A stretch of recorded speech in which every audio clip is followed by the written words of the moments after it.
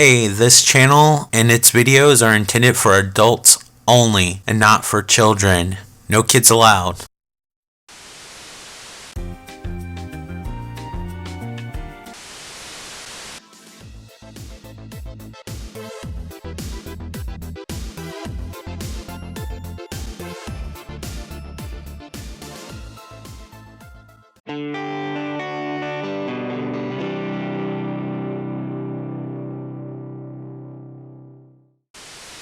Hey, thanks for tuning in to another wonderful video on my fantastic channel. Today we will be covering Dusk for the PlayStation 4. I believe this is also available on Switch and PC. I don't know about the PC, but I did see it on the Switch, but I would be shocked. A lot of these Japanese games seem to come out on Steam. This would be what I would consider maybe a budget title, but it's kind of like a weird place because it does come with like a bag full of 10 badges or buttons depending on where you're from. Like here, like we would just call them buttons. Like, you know, the 10 ones, it has a little pin on the back and you can pin it to your jacket or whatever, and it's like a tin badge and it has like the cardboard wrapped around, and then it comes with a pretty thick art book, and I really like the art style, which is what made me pick up the game to begin with. Beside the free release, the price was cheaper than a regular game, but you know, if I really like a game aesthetically, like I'll get it regardless of the price. I guess I'm shallow in that way, you know. Sometimes I don't really care about the gameplay. Like, I like things that are aesthetically pleasing. I collect art books, and to me this is like a digital art book. Same thing with films. I looked out though because this ended up being an awesome game so far. So, you might be asking yourself, why is he covering a game that nobody's ever heard of, or maybe 5 people have heard of, when he barely gets any views? Well, if you're going to have your own channel, and you're going to barely get any views, you might as well have fun with it. Granted, this is like a video diary in code, but I really like this game and I really wanted to cover it, and hopefully maybe one person will try out this game, and it's awesome so far. It reminds me kind of a Christ art. It's what I guess you would refer to as, I don't know, like there's this new genre coming out where it's like art. Maybe I just wasn't aware of it. It's like an action JRPG, but like I would consider that to be like Zelda or something like that, or Secret of Mana, but like it almost has like a Dynasty Warriors kind of thing going on. Crystar had the same thing, but yeah. One thing I don't like is that it doesn't have a voice track in my native language, which is fine. It is annoying though, like you saw maybe like a minute ago when you're fighting and it's talking at the same time. It's like I have to pay attention. Like, I really like the neon colors and everything in the shading. This game really does the Unreal Engine 4 justice, even though it's really simple. I'm curious what the Switch version looks like. The Japanese character designs in general, I find in JRPGs are genres close to that are Japanese. Like, their character designs are always on point and very vibrant and very aesthetically pleasing, at least to me, like versus Western art. And maybe it's just because I'm so used to Western art, because a lot of my art books tend to be like Japanese. Like, I don't have a lot of American art books unless it has to do with like a movie or something like that. Like if you're talking about like Blade Runner or something like that, like when you collect the art book for that, like that's on its own level. Like I recently watched the first Blade Runner not too long ago on Netflix. It looked like shit on Netflix. Maybe it's because of how my TV processes Netflix, but yeah, like I'm not gonna watch Blade Runner on Netflix anymore. I have the final cut on 4K, and that's beautiful. It's a little bit dark because they want the lights to pop. I find a lot of HDR movies like tend to be like darker in regular scenes, so like things pop more, or at least maybe that's how my TV does it. Like there really isn't like a universal experience. I find, at least with HDR10, I don't have any experience with what is it like? I'm trying to think like the Dolby version of HDR. It'll come to me like Dolby Vision. I think that's what it's called. But anyway, basically the battle system is pretty straightforward. You do combos and everything like you would do if you played like a 3D Streets of Rage game or something like that. It's really nice. I really like the exploration of the city. Also tend to like, I feel like this was done in Persona, and also if any of you have played the game Tokyo Mirage Sessions FE or something, I can't remember what it's called. It's the weirdest name. Like I have the game and I like it a lot. It's like Persona Light, but I really like how the characters that aren't important, they're like kind of like just colored in like primary and tertiary colors, if you will. Possibly secondary, we don't know. But I like how they're actually silhouettes and stuff like that. That's a cool way of letting you know who you can't interact with. Like when you play games like Yakuza and Shenmue and stuff like that, like you don't really know like who's important or something unless they have something hovering over their head. The story is actually kind of interesting. You'll kind of see it unfold as like we play through the game, but basically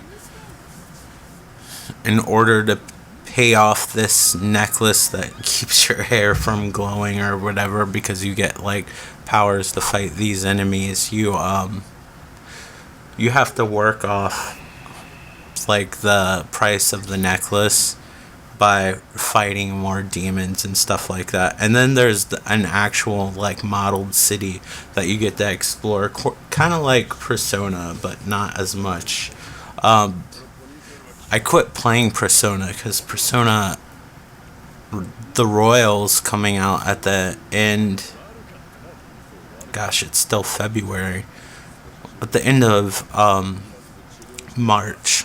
So I'm actually really excited about that, and it's actually getting PlayStation Pro support apparently. That has a ton of new content, and they're updating the textures and stuff like that, and the resolution, of course, for PlayStation Pro. But that's a turn-based game and really long. I really like the pick up and play nature of this, even though it's kind of repetitive and you have like the fences that go up, kind of like Devil May Cry, or how Devil May Cry used to play. Like I think the fifth one kind of got rid of that. Also, like Resident Evil 3 is coming out, the remake anyway. The old one's already been out. Like I'm really stoked about that, maybe more than The Last of Us 2. That's coming out. Cyberpunk's coming out. This is such a great year for games, and like, it sucks because I don't know like how long GameStop's gonna be in business, and I know some of the games that I'm excited about, like I'm gonna have a hard time trying to find that's not at a GameStop that isn't pre-ordered and stuff like that. So, and plus like finances with everything, like I don't know. That's I guess that was like a comment for the digital journal part, but but yeah, like I really don't want to start ordering things on Amazon, but it's going to get to a point where like I'm not going to have a choice. There's like mom and pop shops, but they don't get games when they first come out, or they'll get them like way later. They have to be traded in order for them to have them. There's like no way to like guarantee. I don't know if you need a like some sort of license or something like that, but like it's good that they're around and they stay afloat. As far as retro gaming goes, though, like after I mod it, like my NES and SNES Classic, like I don't really have a lot of incentive. Like some of the games on PlayStation are alluring, but I don't know. Like the ones that I really want are like super expensive, so I've kind of given up on the Ghost as far as those games go. The last game that I really wanted that I got on PlayStation 1 was probably the first Ghost in the Shell game, which is still a blast, even though it looks super simple by PlayStation standards. But like, I really enjoy it, and Ghost in the Shell is like one of my favorite series ever. I don't know if any of you are into Ghost in the Shell. Like I saw the trailer for the Netflix version, which kind of depressed me because it was like it wasn't hand drawn. It was like that CGI that's supposed to look like it's hand drawn, like cell shaded. It looked terrible. The only one that's done it right, and I don't know if we'll ever get it. I don't know if any of you are familiar with Lupin the Third. The only movie I can think that's super popular that he might be in that you might have seen, because it's like pre like Studio Ghibli, is the Castle of Cagliostro.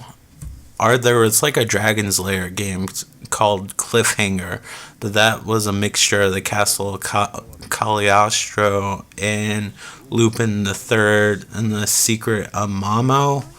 But I'm sure that probably has 5 names. Like with older animes, a lot of times they have like more than one name, and it's really weird. But yeah, I really like the art style of this. It's a shame that YouTube, since I'm a smaller YouTuber and I'm not recording in 4K because I have no way to do so, that they're going to compress the shit out of this. And it's just one of those things where you're just going to have to take my word for it. But, you know, even if it looks grainy, like if the gameplay's good, like who cares? And the story's kind of witty. Like you get to talk to like if I'm trying not to choke, that's why I keep on periodically pausing. I have an issue where I've been having trouble sleeping, so in order to combat that, I've been drinking like basically caffeinated beverages, but probably ones that aren't the best if you suffer from reflux, because part of my reflux comes from stress. But like a lot of times, like I eat and drink things that exasperate it, so I've been drinking a lot of coffee and Diet Coke, which isn't the best for you when you're trying not to have reflux. I started to record this at first, and I had a choking fit because I was too loud. That's why I kind of tried to stay in like a monotone voice, but it probably makes me sound like a robot. But I'm sure in most of my videos I sound like a robot. A lot of times I'll be like, oh, I did a really good job on this commentary, and then I'll watch it and I'm like, yeah, I sound like I'm in the autism spectrum for sure this time. Again, like every video. But yeah, like I try to like hide that shit. You know, that's like something that you hope people don't notice, or whatever. I think most people don't unless you like actually tell them. But this is my channel, so I kind of overshare because I'm talking to you guys, but I'm talking to me too. It's like my conscience, really. But I really like the way they designed like the main character, where I think it's yellow, it might be green. Remember, I'm colorblind. Where her outfit's like dark, almost black, and then it has like yellow highlights, and then when the boots roll down, like it's like checkerboard. And I really like the fact that you can explore the city. What you're seeing here is really limited, and you can see that I've only played this part for the first time because you saw that I won a trophy for basically just playing the game. But so far the writing, it's a little spotty at times as far as the translation goes, but it's pretty witty. And if you like anime type of humor that's not super over the top, I think you'll really appreciate it, combined with really nice gameplay. I'm happy that they used the Unreal Engine 4 because that actually runs smoothly for once and looks actually really sharp, because I guess they kept the architecture fairly simple. Like I've been playing Dreams, which is an incredible game. I'm having trouble with it because with the camera and stuff like that. But hopefully I'll master it, because I have ideas in my head, but I don't know if I'll ever get them down. But it's incredible what people are creating with whatever engine that is. I don't even think it's a polygonal engine. I think it uses voxels, which is pretty crazy with what some people have played. But it's like, if you get Dreams, it's like having like I'm talking about a different game, like a actual fairly popular game, when I'm like, play Dusk Diver. But yeah, like that has unlimited movies and games in it, and they're all fairly creative, and it's been a nice little game to play like when you're bored, because even though if you're not trying to figure out how to make content through the tutorials or whatnot, because it almost feels like a 3D renderer or whatever. Like you can do everything from compose music to build your own characters, work on animation, AI routines, and all this other stuff that you probably could do with Unreal Engine 4. Like it's crazy that, because the disk size, I only think it's like 11 gigs, to be honest with you, and that's just for the sound files and stuff. They have like a handful of games that you can play offline, but if you're not playing with an online connection, like you're super missing out. But like I've been amused by the things that people have created. Somebody made like a super realistic play to hot dogs and like sang a song about hot dogs and called it the hot dog song, and it was really hilarious. And I guess I'm not talking about this game because this game's kind of self-explanatory. Like most of the games that I play are self-explanatory. Most games are similar, it's just the context is sort of different. Meaning, like, you have like a million first-person shooters. Yeah, some feel a little bit different than others, but it's more about the story. And the stories being like basically spelled out to you, since the you can switch between Japanese and Chinese, but not American, sadly, or English. American, I guess American English.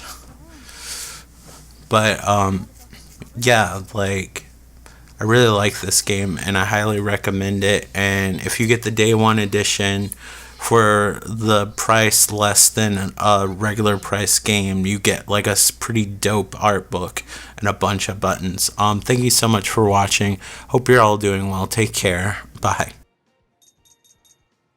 If you want to, like, comment, and subscribe. Thanks for watching.